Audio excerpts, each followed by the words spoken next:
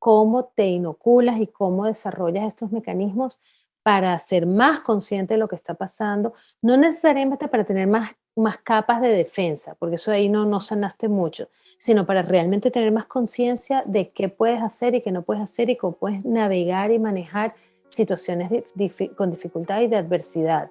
Y muchas veces lo que sale de esto, cuando realmente llegas al crecimiento postraumático, es que te vuelves como muy servidor de los demás. Ayudas mucho a la comunidad, transformas todo este trauma y todo este dolor, no solamente en resiliencia, sino que ayudar y enseñar y transmitir todo eso que tú aprendiste con las otras personas. Es común que no podamos entender comportamientos, ya sea propios o ajenos, a menos de que conozcamos más los traumas que los disparan. La doctora Edith Shiro es una psicóloga clínica radicada en Miami y una eminencia reconocida internacionalmente por su trabajo en esta área. La invité al podcast a que compartiera la oportunidad de crecimiento que el trauma puede ofrecernos. Ella nos cuenta en dónde inició su camino a esta especialidad. Creo que me pasó desde muy pequeña por ser hija de sobrevivientes del Holocausto, nieta de sobrevivientes del Holocausto. Tengo ese tema de como dificultades y adversidades en la vida desde muy pequeña y como que eso me daba mucha curiosidad porque lo veía en la casa, o sea, era como con lo que me daban la sopa, el matzo soup, me lo daban con esa información. Que era un Aquí poco hay un de... poco de sopa con trauma. Exacto. Claro, porque, sabes, vengo de mucha historia de ser de sobrevivientes de holocausto, de campos de concentración, de refugiados de guerra, de refugiados inmigrantes, de asilo político, o sea, tantas cosas de esas que en verdad se hablaba mucho y al mismo tiempo no se hablaba.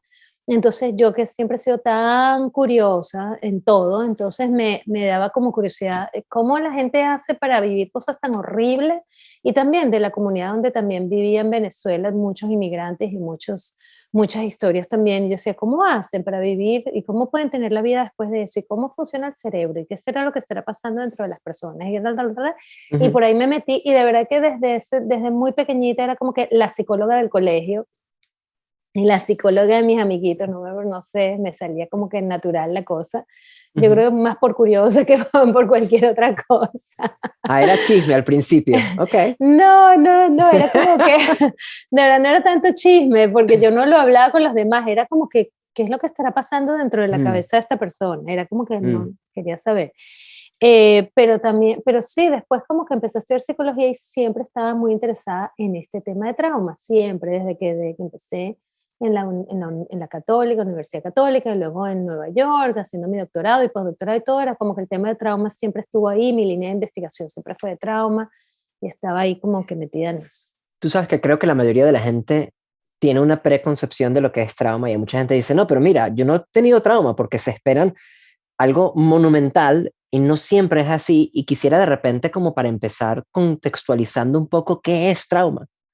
Exacto, y que trauma en verdad hoy en día es de hecho una palabra que se usa mucho y está un poco de moda en el sentido de que se usa para cualquier cosa y para cualquier contexto. Y en realidad la definición del DSM-5, que es el Diagnóstico Manual de Estadísticas y de Psiquiátrico, dice que son experiencias extraordinarias que son más allá de lo que la persona puede manejar.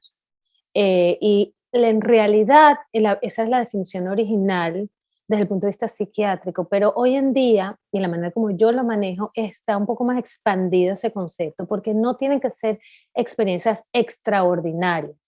Mm. Es cuando la persona se siente abrumada e incapaz de responder a la experiencia que le está pasando. Uno de mis mentores, que es Gabor Maté, que es un psicólogo también que sabe muchísimo de trauma y de adicciones, dice que el trauma no es lo que te sucede, sino lo que le pasa a tu cuerpo y lo que te pasa a ti cuando te sucede el trauma. Ese es el trauma en realidad. Y Bessel van der Kolk, que es un psiquiatra también muy conocido por un libro que escribió sobre The Body Keeps the Score, dice que el trauma es todas las experiencias que vive tu cuerpo, que el cuerpo recuerda todo aquello que tú experimentas y eso que se queda trancado en tu cuerpo, eso es una experiencia traumática también. Entonces, cuando no tenemos las herramientas para enfrentar lo que estamos viendo, y puede ser a veces un accidente, una guerra, aunque se caiga un edificio, o es el 9/11, todo, pero también puede ser que me separé de mi novio, que me divorcié, que me mudé de casa, que me están haciendo bullying en el colegio, que me dio miedo cambiarme de país, o sea, cosas que pueden ser muy grandes y pueden ser muy pequeñas. Entonces, el trauma es un concepto subjetivo. El trauma es subjetivo porque yo no puedo determinar qué es traumático para ti. Yo no puedo decir por ti lo que es traumático para ti. Entonces hay que tener mucho respeto y mucha como empatía cuando una persona está diciendo me siento traumatizada, porque para esa persona sí es traumatizante. Sí, quizás de repente lo que te escucho decir es que inclusive para la misma persona lo que podría haber sido traumático en un momento de su vida en donde no tenía recursos mentales, psicológicos, emocionales de cualquier tipo, en otro momento en donde la situación interna es distinta, de repente lo que era traumático ya no lo es o viceversa. Entonces, 100%, 100%, 100%. Y un ejemplo que estamos viviendo ahorita es, por ejemplo, la pandemia. Para algunas ujú. personas la pandemia es muy, muy traumática, para otras personas es realmente una cosa más con las que tienen que vivir porque tienen una serie de herramientas y, de adaptación, de resiliencia con las que pueden cope, con las que pueden lidiar y les va muy bien. Entonces, y a veces pasa así, a veces pasa así, depende de lo que está pasando en tu vida en ese momento. Y de hecho quiero hilar un poco acerca de el pasado y hay como tres cosas de las que quiero hablar en este orden quizás. La primera tiene que ver con ver el pasado, porque tú habías comentado de el holocausto, ¿verdad? Y en la filosofía oriental hay esta idea de karma, pero que no es solamente algo que vivimos personal, hay algo, vamos a llamarlo así, transpersonal, que dice, bueno, de repente yo cargo con cierta parte de las consecuencias, por decirlo así, ya sea de las acciones o de lo que sucedió, no solamente con mis ancestros, sino definitivamente, obviamente, con mis padres y mis abuelos. Y bueno, la parte de padres y abuelos de repente es un poco más obvia, porque tuve que interactuar con un abuelo que de repente tenía una noción de lo que era la comida, que se lo transfirió a mi papá y luego mi papá me lo transfirió a mí, y eso es como más obvio. Pero hay formas quizás que no son tan obvias o quizás son un poco más esotéricas y me pregunto cómo ve una persona que está formada en ciencia a estas ideas de karma que quizás son un poco más, vamos a llamarlo, no quiero decir transpersonal mejor que esotérico porque transpersonal lo lleva a un punto de vista psicológico que existe hoy en día. No, buenísima tu pregunta. Además que es una buena manera de linkear, de juntar la ciencia con la espiritualidad y el budismo, que muchas veces a mí me parece muy alineado con todo esto. Estamos en un momento en la ciencia donde estos conceptos son bastante estudiados y con evidencia. Entonces, la manera como yo lo llamo desde mi lugar más académico y más tal vez neurociencia, neuropsicología, es intergenerational trauma, trauma intergeneracional. Y no solamente eso, sino que te voy a hablar de otro concepto que se llama epigenética, que me encanta, me fascina, es un concepto más relativamente nuevo, pero todo está muy conectado con karma, aunque no lo creas, o sea, aunque no lo creas, aunque sí lo creas. Y bueno, creo que no solamente karma, sino samskara, pero también el samskara, pero bueno, eso ya tú me contarás más sobre eso, que también es como una manera en el budismo, creo, de repetir, ¿no? Un ciclo de Ujú. repetición. Pero es esta idea del trauma intergeneracional es la transmisión de creencias, pensamientos, reacciones traumáticas de generación en generación en generación, de ancestros a descendentes, de padres a hijos, a nietos, etcétera, etcétera. Y no es solamente porque convivimos con nuestros padres o con nuestros abuelos, sino que hay toda una transmisión también a nivel genético, de la información genética que se transmite. Entonces, no solamente lo biológico, sino también lo psicológico, sino también lo emocional y, bueno, los místicos, como gente como Thomas Hubble, que habla de trauma colectivo, que es un místico espectacular, habla de esta transmisión también a nivel colectiva.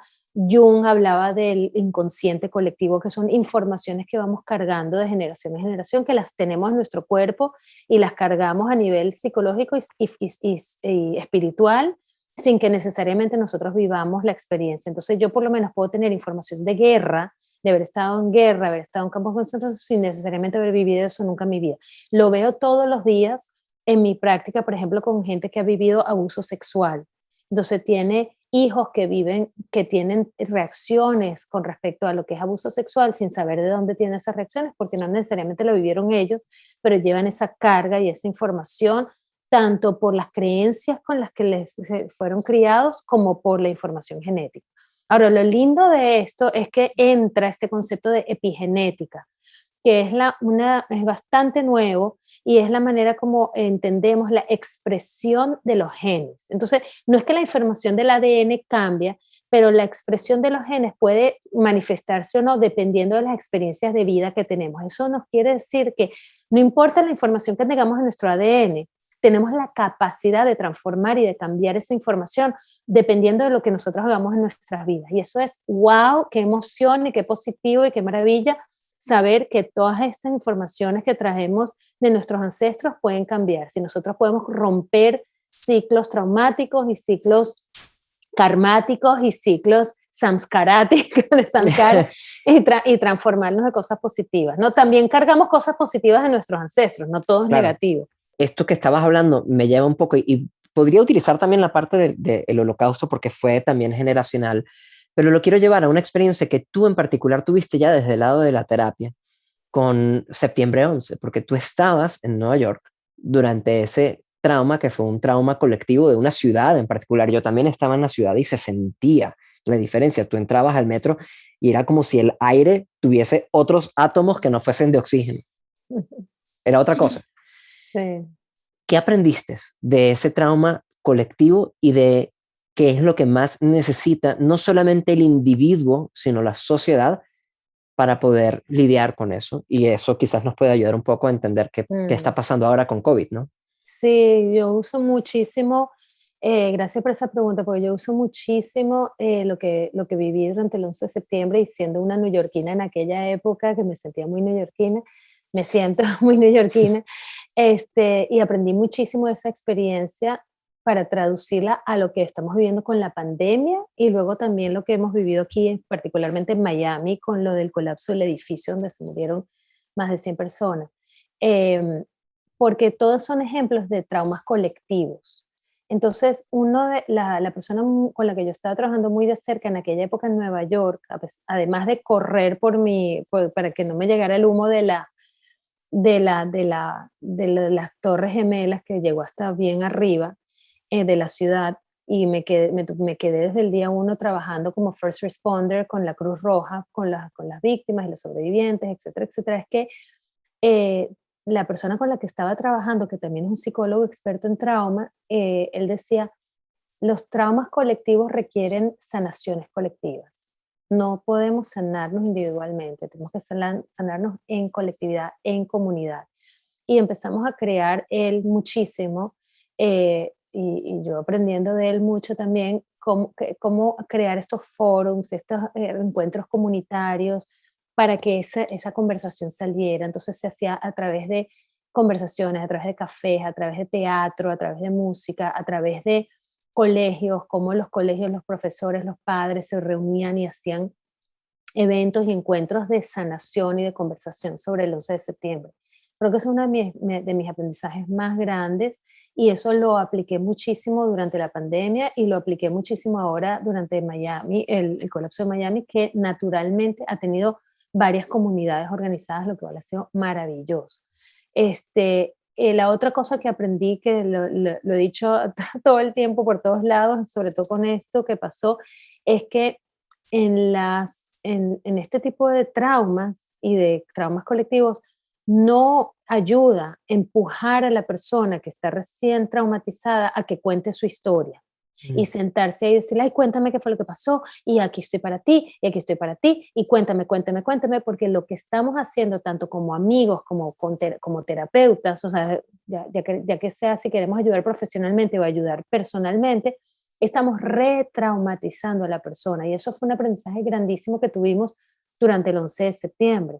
Pues nosotros entramos directo ahí a hacer terapia y a hacer debriefing y a hacer todo tipo de cosas y la gente realmente no le ayudó, no le ayudó. Los primeros meses eso no fue para nada de ayuda. Mucho más importante es estar presente y tu presencia y tu showing up, como que mostrarte y presentarte en silencio. No necesitas decir mucho, no necesitas decir casi nada. Más bien, a veces las palabras, las personas dicen cada cosa, en verdad que a veces lo que hace es hacer más daño que bien, con las mejores intenciones y con el mejor amor, con el mayor amor y las mejores intenciones, pero hace mucho daño. Entonces, es estar presente y contener, acompañar y estar ahí, estar ahí. Eso es lo que más ayuda, sobre todo al principio y sobre todo en este tipo de traumas tan grandes y tan trágicos, ¿no? Dame un ejemplo, por favor, de cómo se organiza, no cómo organizas tú necesariamente, porque de repente hay alguien que nos está escuchando que quiere poder apoyar y dice, no, no quiero apoyar necesariamente a una persona, quiero organizar. ¿Qué pueden hacer para organizar a comunidad para estar allí? Ujú. Por ejemplo, una de las cosas que hicimos para Miami o que se formó aquí en Miami es que naturalmente hubo un centro de am, reunión, se llamaban de reunificación, centro de reunificación, que salió maravilloso porque fue en un hotel y todos los días a las 9:30 de la mañana y a las 4:30 de la tarde, todas las familias, todos los sobrevivientes, todos los psicólogos, todos los bomberos y nos reuníamos ahí. Y había comidita, y había agüita, y había no sé qué. Y era para enterarnos de cuáles eran las últimas noticias, en cómo estaban avanzando y para compartir cómo estás, cómo te va, cómo... Y eso fue algo que no creo que se pensó desde el punto de vista psicológico, pero ayudó tanto, tanto, tanto a que se formara una comunidad. Y de ahí surgieron conexiones y networking, como redes de apoyo que se han mantenido hasta ahora, por ejemplo. O sea, yo estoy viendo muchas familias y muchos sobrevivientes que nos conectamos en aquel momento y ya se sienten que yo estuve ahí con ellos y y no es conmigo y con todas las otras personas que estuvieron ahí también, donde tienen recursos, tienen apoyo, no se sienten solos. Eso es un ejemplo. En Okay. Nueva York hicimos, por ejemplo, un grupo de la gente puede decir, bueno, vamos a entrar al colegio, los niños que han vivido esto, y vamos a hacer un evento para los niños o para los padres de los niños de hablar qué fue lo que pasó. Por ejemplo, cuando tenemos una muerte en los colegios, y que todos los niños, los padres, los profesores están afectados, hacer como una reunión comunitaria del colegio, decir, ok, conversemos sobre cómo es o cómo hablar de esto con los niños o hablemos del tema en particular que surgió y compartir en conjunto. O sea, no tiene que ser nada muy, muy organizado ni muy, muy formal, pero sencillamente abrir espacios para que la gente se encuentre. Bien, me gusta eso porque quiere decir, no tienes que ser un especialista, no tienes que ser un experto, tienes simplemente que estar y generar espacios para que la gente esté. Es hermoso saber que no necesitamos ser especialistas para poder acompañar a otros en su dolor, pero a veces quisiéramos poder hacer más. Le pregunté entonces a la doctora Shiro cuándo sería apropiado hablar con alguien acerca de su trauma, de un modo que nos permita más opciones para contribuir a quien queremos ayudar.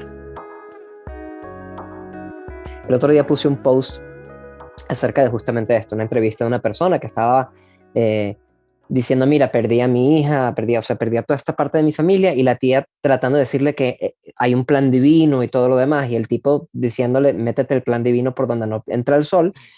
Y la pregunta entonces es, bueno, ¿cuándo determinamos que la persona está lista para procesar de otro modo? ¿O cuándo es apropiado decirle a la persona es un plan divino? O cualquiera de las platitudes que normalmente la gente dice. Nunca es apropiado decirle a la persona eso, nunca.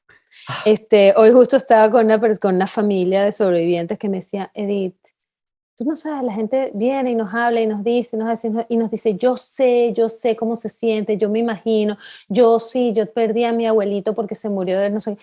Y la gente me decía, esta familia me decía, ¿qué atrocidad me están diciendo? Ellos no saben nada, no saben lo que se siente perder una hija, lo que se siente perder un hijo, no tienen ni idea lo que es vivir un colapso en un edificio, no tienen ni idea. Entonces, lo que hacen es hacer más daño, en verdad. O sea, cuando quieres acompañar a la persona, lo que haces es que distanciarte. Em, el momento cuando la persona está lista, lo determina la persona, no nosotros. No hay nadie que pueda decirte, ok, ahorita tú estás listo para oír lo que tienes que oír. No, esto es un proceso muy individual, muy personal, cada quien lo camina a su manera. Hay gente que lo camina en una semana, hay gente que lo camina en 5 años, o sea, y tiene sus etapas y tiene sus pasos, y hay gente que lo ayuda de una manera, hay gente que le ayuda de otra, y cada quien busca sus mecanismos de adaptación.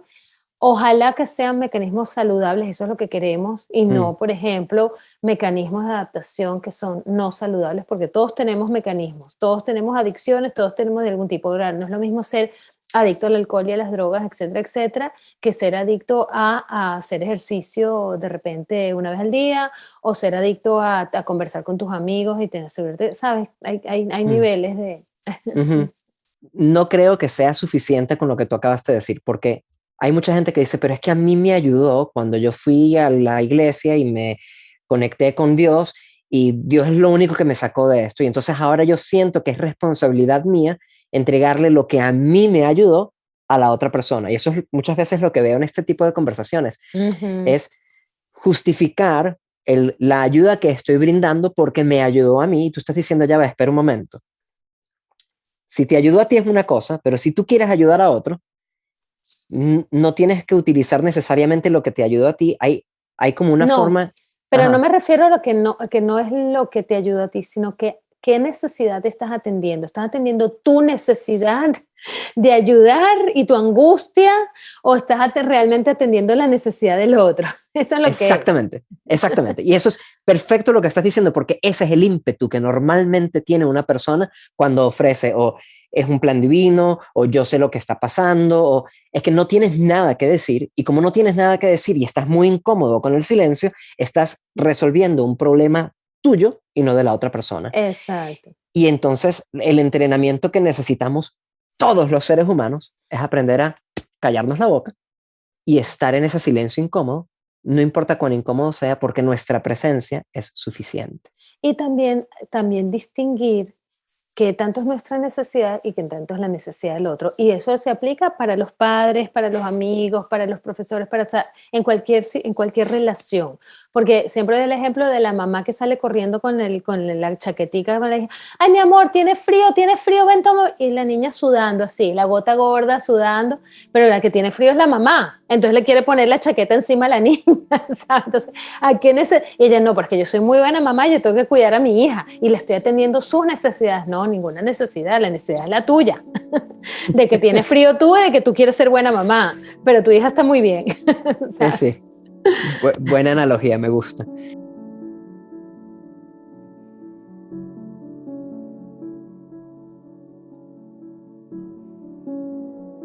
Hemos estado hablando de momentos de trauma que suele ser muy de golpe.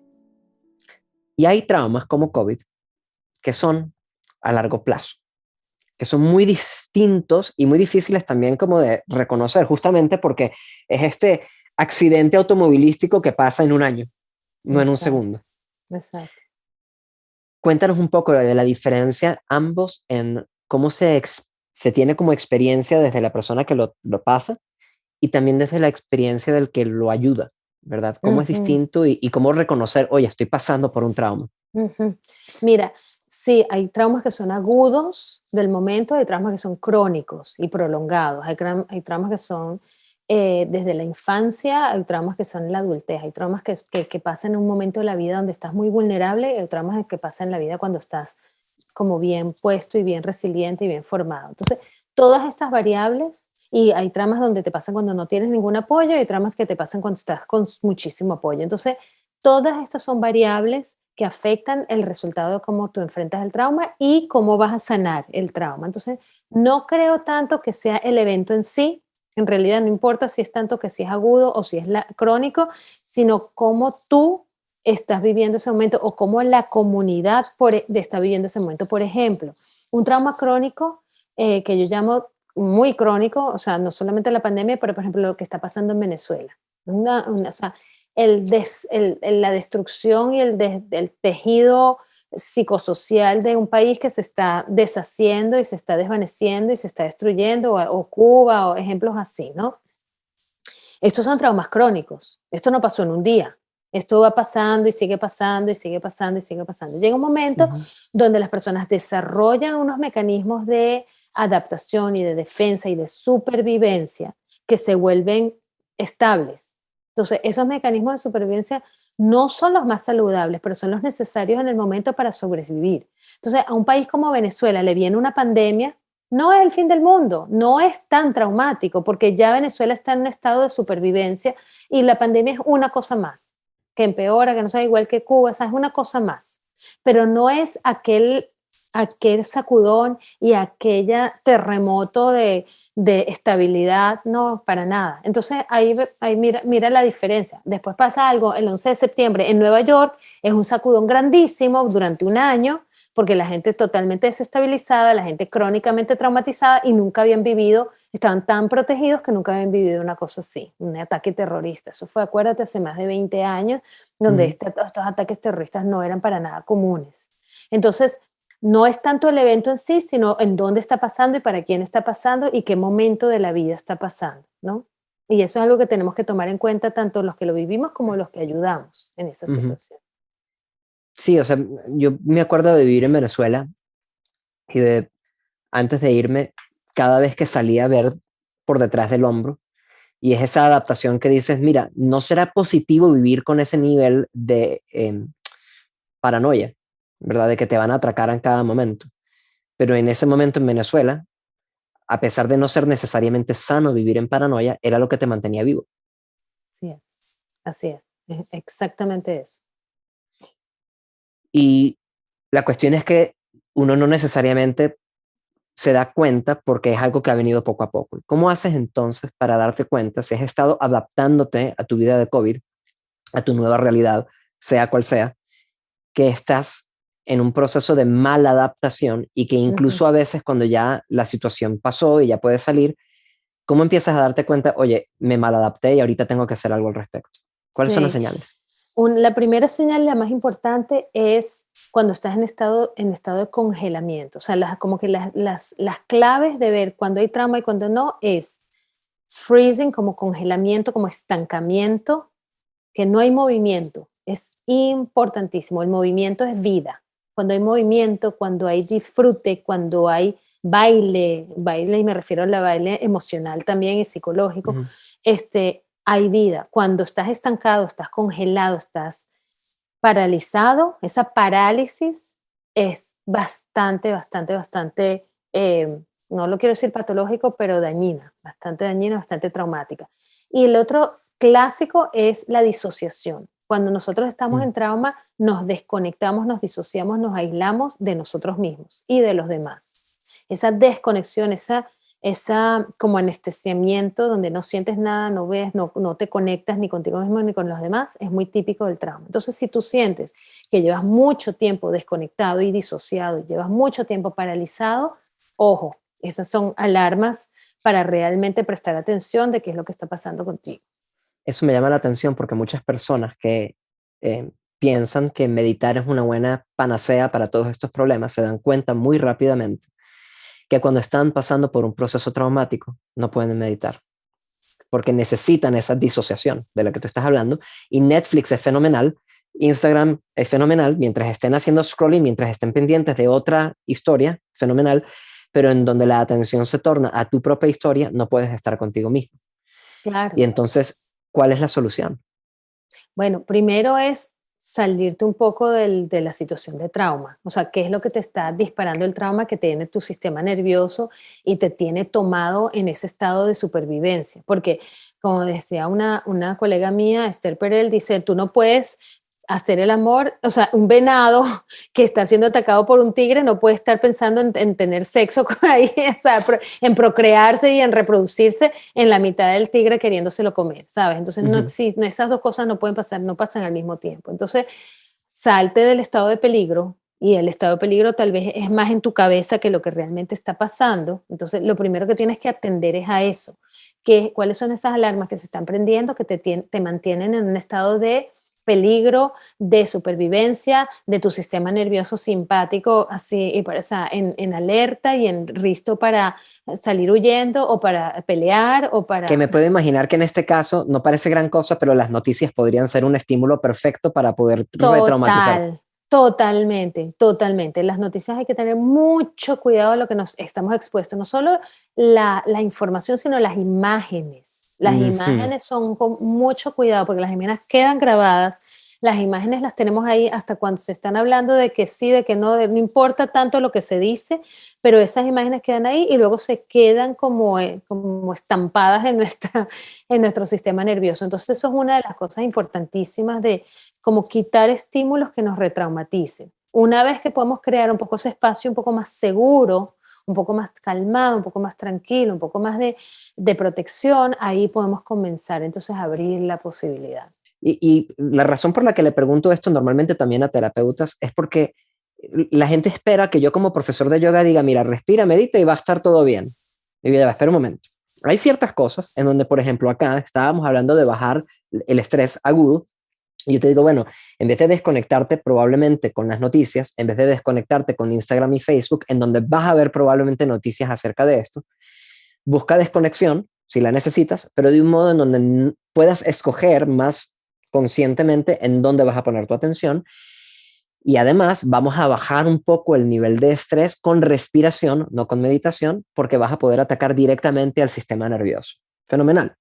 Pero luego, cuando te toque la parte de sanar, esos samskaras que se pueden traducir como huellas o impresiones fuertes, puedes empezar a sanarlas normalmente con ayuda. Ayuda típicamente de algún psicólogo normalmente o alguna forma de terapia, a veces terapia en grupo, que te ayude a procesar, ¿verdad? Exacto, tal cual, tal cual. No, sí, no solamente, pues, no solamente es un contexto terapéutico, pero sí es en un contexto, primero, no solo, estas cosas no se sanan solos, se sanan siempre en relación, o por lo menos yo creo mucho en eso, yo creo mucho que todo Ujú. esto es muy relacional, solo lo haces en conexión con otras personas. No, no necesariamente tiene que ser solamente terapéutico, pero puede ser con un profesor de yoga, puede ser con un mentor, puede ser con un deporte, puede ser con una organización, Mm. cuando perteneces a una comunidad, cuando estás en conexión con un centro religioso, ¿sabes? Algo, con una cosa de la naturaleza, algún lugar donde te sientas que te están conteniendo y donde te sientes completamente seguro y protegido emocionalmente. Qué lindo que des opciones y alternativas para la gente que de repente o no tiene alternativas monetarias o simplemente no se siente cómodo en un ámbito terapéutico de ese tipo. Hay opciones, ¿verdad? Pero no lo puedes hacer solo porque no somos islas. Escuché en un podcast hace poco de Tim Ferriss, en donde un señor, si tienes la referencia y la recuerdas, por favor, dinos, eh, que él estaba en una jaula haciendo estudio de tiburones y tuvo un momento súper difícil en donde se estaba quedando sin aire y entonces los tanques de emergencia no existían y el tipo tuvo que salir disparado y estaba el agua llena de tiburones blancos y los tiburones blancos normalmente están buscando movimientos rápidos y él o se movía rápido a la superficie o no llegaba.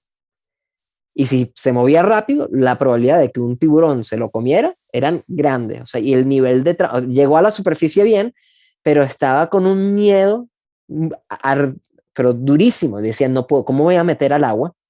Y al día siguiente, como él decía, yo conozco mucho de trauma, decidí específicamente que mientras más rápido pudiera volver otra vez a la jaula con los tiburones, mejor. Y yo me quedé así como, ¿what? Cuéntanos por qué. Este es Dr. Andrew Huberman. Es Ajá. un neurobiólogo que creo que habla de cómo optimizar dormir mejor, Uh-huh. cómo tener mejor performance, reducir ansiedad, etcétera, etcétera. Yo también lo oí un poquito en este podcast. No lo conozco a él directamente, pero sí sé la historia. Y está basado, yo no sé si él tiene este conocimiento o no, pero una de las técnicas de tratar el trauma es el somatic experiencing, que lo empezó Peter Levine, que escribió un libro que se llama Waking the Tiger, que es cómo tú te sumerges en la experiencia traumática otra vez. Yo no sé si, o sea, lo que él hizo es un poco extremo, porque yo no me metería con los tiburones otra vez, pero sí puedes simular.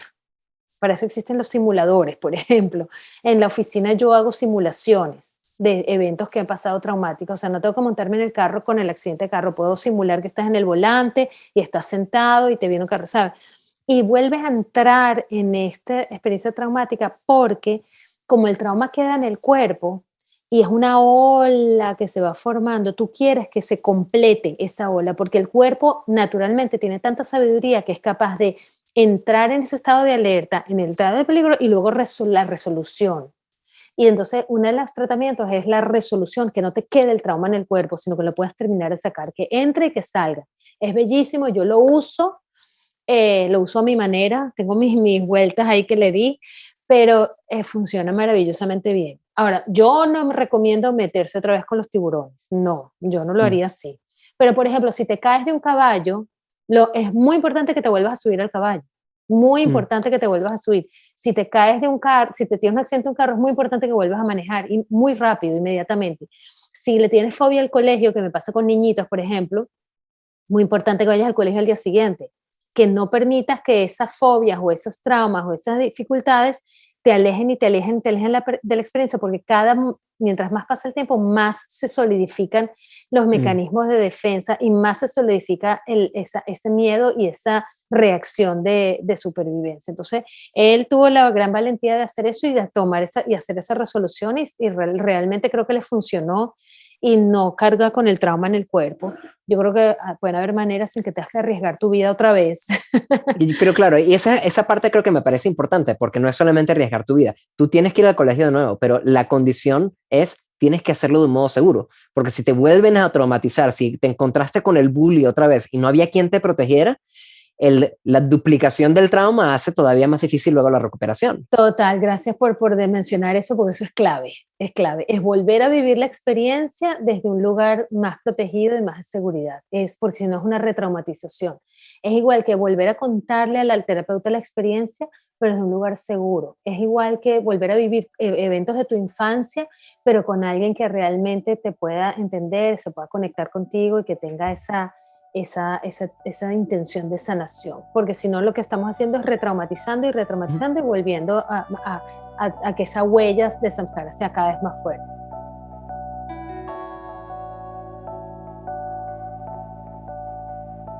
En Estados Unidos y en Europa, muchos científicos y universidades han retomado las investigaciones con psicodélicos, desde el MDMA, conocido como ecstasy en la calle, o el ácido, o LSD, que se hizo famoso en los años 60. Estas sustancias están mostrando mucho potencial para ayudar a personas con estrés postraumático, en donde otros medicamentos habían fallado antes. Le pedí a la doctora Edith que nos diera su opinión al respecto. Que eso es un poco hacia donde vamos. Hay muchos métodos para tratar trauma, ojo, o sea, hay Ujú. muchas técnicas para tratar trauma, EMDR, functional medicine, tapping, TFT, o sea, hay muchos mecanismos, somatic experiencing, hay de todo. Y un método más que estamos consiguiendo es esto de ciertos tipos de drogas que realmente ayuda. Ahora, hay que entender muy bien cómo ayuda y todavía no está accesible para el público. Una de las psicólogas que yo respeto muchísimo, que está trabajando en esto, se llama Rachel Yehuda. Ella está en Columbia University y ella está como que al frente de muchas de estas investigaciones donde se ha encontrado evidencia y donde realmente ya lo está pudiendo demostrar y por eso es que está saliendo cada vez más al público, de cómo usar, ella en específico creo que era Ecstasy o MDMA, ella tiene como dos y hay dos colegas más que se han repartido como en las drogas, ¿no? Ayahuasca también creo que lo han usado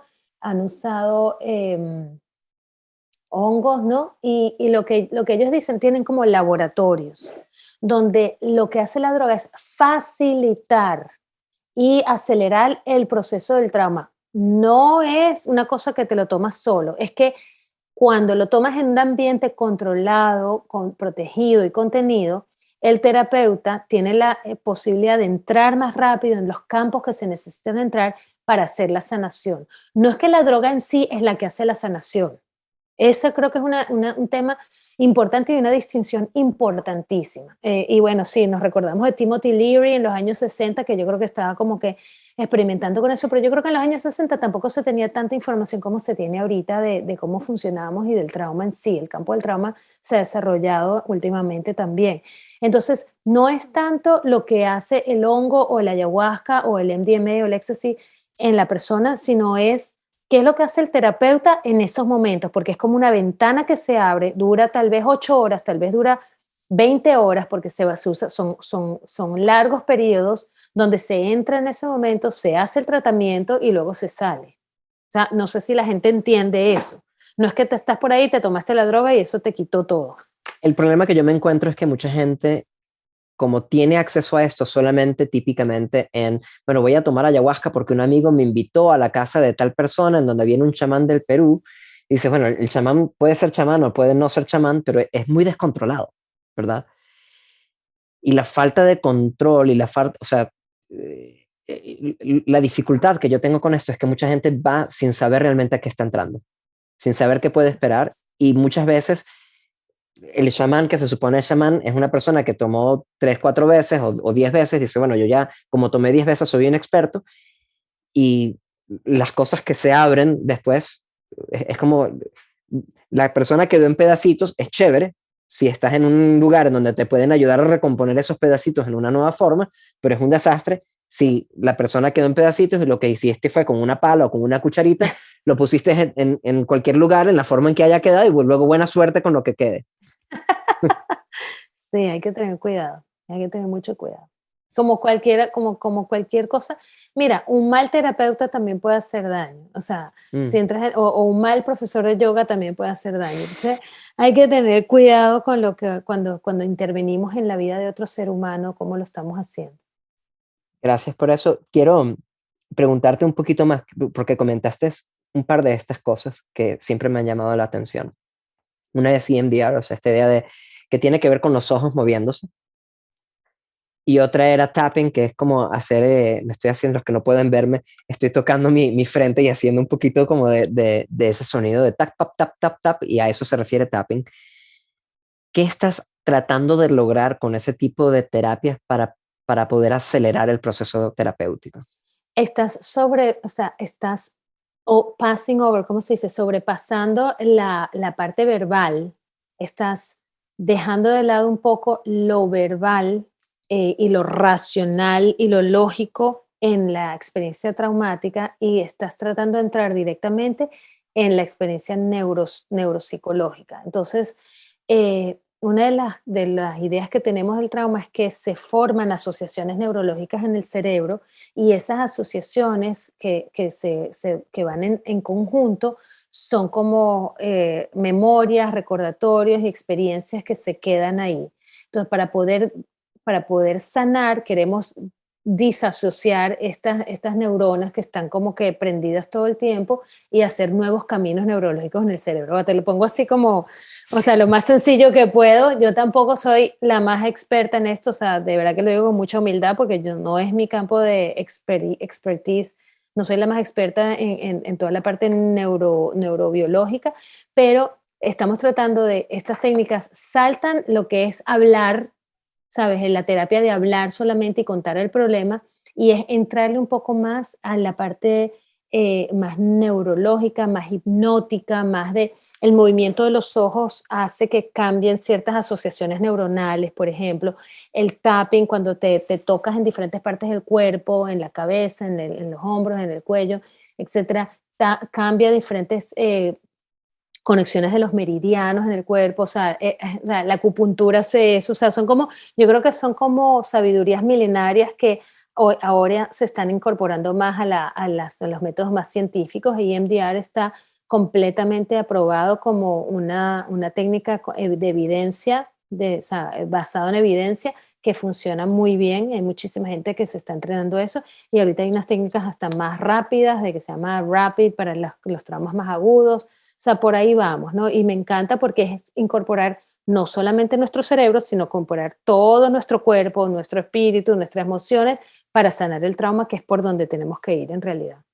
Y eso me lleva a tú y yo estábamos teniendo una conversación hace un par de semanas en donde tú dijiste algo que me pareció muy bonito, porque normalmente todos estos traumas se convierten en un obstáculo para la plenitud. Y se siente como, bueno, qué fastidio que tengo que lidiar con este problema, este dolor, y que ahora lo único que en lo que estoy pendiente es simplemente como de resolver un problema y que luego de que yo resuelva ese problema voy a volver a como las cosas eran antes. Pero la forma en que tú lo planteaste era como si realmente una vez que una persona busca no tanto solamente sanar esa herida, sino trascender, que esa trascendencia te lleva a un espacio que no era posible ni siquiera antes del trauma. Háblanos un Así poco más es. acerca de eso. Sí, sí, siempre me encanta terminar con este tema porque es como que siento que es mi línea de investigación y mi bebé y lo más como que lo que más me gusta hablar, que es el crecimiento postraumático. Y es esa posibilidad, como dices tú, de trascender después de un trauma. Es la posibilidad de crecer, de transformarse, de sanar después de un trauma y llegar a unos niveles de sabiduría, de conciencia, que tal vez no hubiésemos podido llegar si no pasábamos por un trauma. Porque en el trauma se rompen las cosas, ¿verdad? Y esas rupturas y esos huequitos es lo que hace que puedan salir cosas nuevas y puedan salir experiencias nuevas. Y de ahí es donde, bueno, podemos, si sabemos que esa es una posibilidad, tomarlo en consideración y decir, no me voy a quedar solamente con sanar, no me voy a quedar solamente con desarrollar mecanismos para lidiar con el problema o ser más resiliente, sino que realmente lo que quiero es crecer, trascender, transformarme y ser algo nuevo. Entonces, si estamos viviendo como humanidad en una pandemia y esto está rompiendo ciertos esquemas y está reorganizando quienes somos como humanidad, aprovechemos esto para trascender y para ser entonces otro tipo de humanidad y para poder relacionarnos de otra manera en todos los ámbitos, laboral, escolar, científico, ¿sabes? De todo tipo. Entonces, creo que son tremendas oportunidades. Nadie quiere pasar por un trauma, pero si ya lo estamos pasando, entonces usar estas crisis, estas adversidades como unos trampolines para llegar a otro nivel. Te hago la introducción con un chiste de Hannah Gatsby a esta pregunta. Ella dice que cuando la gente le dice a ella, que es una mujer que pasó por muchos traumas como una mujer lesbiana en Australia, dice que no sea tan sensible. Ella dice, eso es más o menos como un peo diciéndole a la nariz que por qué se molesta. Es como que ya va, espera un momento, el problema no es el peo, el problema es la nariz. ¿Cómo así? No, el problema es el peo, no la nariz. Entonces, claro, ok, perfecto. Suena sumamente lógico, pero es una sobresimplificación porque hay veces en donde realmente, si una persona tiene problemas gastrointestinales, no puedes culpar a la persona que se tiró el peo y tienes que tener un poco de compasión por esa persona. Y la nariz en ese caso tiene que a veces calarse un poco, ¿verdad? Ese peo. Y me parece cómica la forma de hacerlo, pero mira, la gente que normalmente ha pasado por traumas tiene lugares muy sensibles. Entonces dice, oye, no digas eso, no me muestres eso, el mundo entero tiene que acomodarse a mi trauma, ¿verdad? Y entonces todo el mundo tiene que caminar en cascaritas de huevo y todo el mundo de algún modo se convierte en ofensivo, de algún modo. Y tú estabas hablando de la responsabilidad, no, tú no lo dijiste como responsabilidad, tú lo dijiste como oportunidad. Es la oportunidad que tiene la persona que tiene un trauma de trascendencia, pero para mí es también hasta cierto punto una responsabilidad de trascender, porque en aras de tener una sociedad más armónica, yo quiero que ambas cosas sucedan, que el que se puede aguantar el peo se lo aguante, pero que el que no se lo puede aguantar, porque, por ejemplo, dijo una frase que era insensible, pero lo dijo por ignorancia, que tengamos también un poco de compasión y entendimiento por esa ignorancia, que ambas Ojalá, cosas sean importantes. me parece genial. Ojalá que sea así, que, que todos Pero lleguemos a habla, eso. claro, pero háblanos entonces ahora un poco de dónde está, o sea, cómo ayudas tú a la persona a determinar, oye, es cierto que tu tío te dijo algo que era insensible y que en este momento tú como persona que está pasando por un trauma, puedes pedirle a esa persona X, Y o Z, pero que tú también tienes que asumir la responsabilidad de que esa persona no tiene por qué necesariamente cambiar su vida, su forma de ser, para que tú estés cómodo y tranquilo. Exacto. En otras palabras, tú puedes identificar cuáles son tus activadores, tus triggers, tus disparadores que te hacen, que te afectan y que te mueven.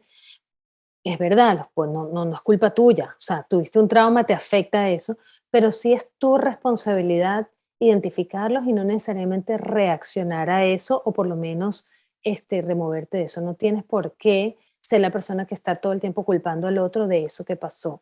Yo creo que eso se hace con mucha conciencia, entonces desarrollar mucho el awareness, la conciencia, estar como más conectados con nosotros mismos y lo que nos dispara, los botones que nos disparan, los que no. Creo que tú has hablado de eso mucho y lo has Ujú. hablado muy bonito.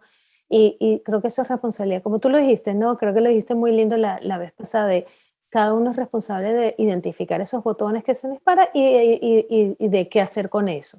Entonces, ayudarnos a nosotros mismos a saber cómo manejar y cómo regular nuestros propios disparadores, porque todos tenemos cosas que nos molestan más, que nos molestan menos, que nos hacen reaccionar, tú sabes, nos pican de una manera que no nos gusta. Es verdad, con trauma y sin trauma, yo creo que todos tenemos eso, y es asumir esa responsabilidad y también saber que andamos por ahí en la vida, con cada uno tiene su cuento y cada uno tiene su bagaje, y cada uno tiene sus historias, y tener un poquito de compasión con nosotros mismos y con los demás. O sea, yo estoy totalmente de acuerdo contigo.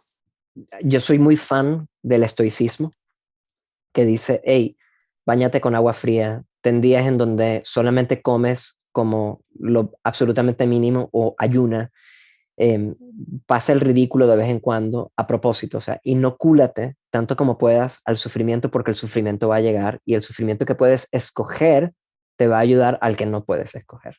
¿Cómo ayudas tú a tus pacientes después de que ya resolvieron sus traumas a ser más resilientes para el futuro?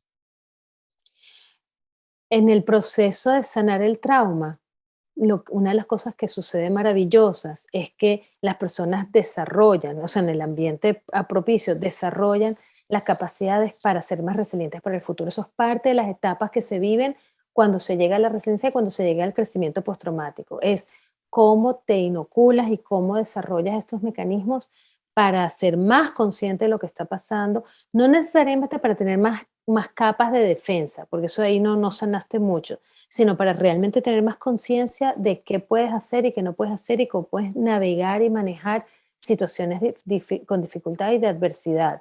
Y muchas veces lo que sale de esto, cuando realmente llegas al crecimiento postraumático, es que te vuelves como muy servidor de los demás. Ayudas mucho a la comunidad, transformas todo este trauma y todo este dolor, no solamente en resiliencia, sino que realmente que ayudar y enseñar y transmitir todo eso que tú aprendiste con las otras personas. Entonces es como el alcohólico que pasó por ser muy alcohólico y luego entra en todos los 12 steps en el programa y Ujú. termina siendo el mentor y termina siendo el sponsor, termina el que ayuda a los alcohólicos que vienen después. O sea, hay algo como muy natural en eso. Lo que tú aprendiste, lo que tú creíste, cómo tú creciste, después tú lo transmites a los demás y ayudas a los demás. Me encanta porque algunas personas han pasado probablemente por traumas muy fuertes y probablemente una de las llaves más importantes para que tú dices, bueno, pero no estoy retraumatizándome, rodeándome de gente que pasó por el mismo trauma. No, si pudiste realmente procesarlo por dentro, lo que estás haciendo es ayudándote a ti mismo al ayudar a otros, y es una de las cosas más bonitas probablemente que hay de la naturaleza humana, Así que es. sanamos por completo cuando podemos ayudar a sanar a otros. Qué belleza, me encanta. Así mismo es. Eso es lo que más me gusta de todo este trabajo. Así es. Linda forma para terminar. Edith, las personas que quieren contactarte y que quieren tener ya sea sesiones contigo o que quieren saber más de tu trabajo, ¿cómo te pueden contactar? Mira, me pueden contactar por Instagram, que es Dr. Edith Shiro, que es dr.edith Shiro, por Facebook, Dr. Edith Shiro, por mi website, www.dredithshiro.com. Y sí, mira, en este momento no sé qué tanto tengo para hacer terapias individuales, pero tal vez en grupo, y bueno, me encanta tener la conversación y bueno, sé que contigo vamos a seguir conversando también, así que siempre disponible para estar abierto a aprender más y a saber más. Muchas gracias por tu entrega, Edith. Eres maravillosa comunicadora de lo que haces y bueno, deseo que todas las personas que nos escuchan se peguen a tu Instagram porque realmente las cosas que compartes por Instagram son de mucho valor. Gracias nuevamente. Gracias a ti por tus preguntas increíbles que siempre son al punto, así que gracias. Muchísimas gracias a la doctora Edith Shiro por su tiempo. Te recomiendo su cuenta de Instagram, dr.edithshiro, Edith es con TH, o si quieres los enlaces a toda su información, puedes ir a aquilainstitute.com/podcast. Si te gusta este podcast, por favor ayuda a otros a encontrarnos. Déjanos una reseña en iTunes, puedes simplemente buscar a nuestro programa y donde dice reseñas y valorizaciones, apretar allí para darnos tu opinión. Muchas gracias por tu tiempo y namaste.